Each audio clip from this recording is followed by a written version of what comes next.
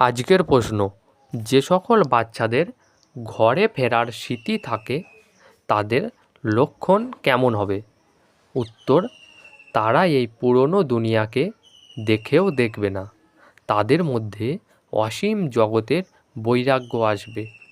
কাজকর্ম বা ব্যবসা আদির মধ্যে থেকেও হালকা থাকবে। এদিকে ওদিকে পরনিন্দা পরচর্চায় নিজেদের সময় নষ্ট করবে না। নিজেদেরকে এই দুনিয়ায় অতিথি হিসেবে মনে করবে। তো আজ ধারণার জন্যে মুখ্য সার: নাম্বার 1, নিজেকে পাপ মুক্ত করার পুরুষার্থ করতে হবে। কখনো দেহ অভিমানে আসবে না। এই দুনিয়ার কোনো বস্তুর প্রতি মোহ রাখবে না।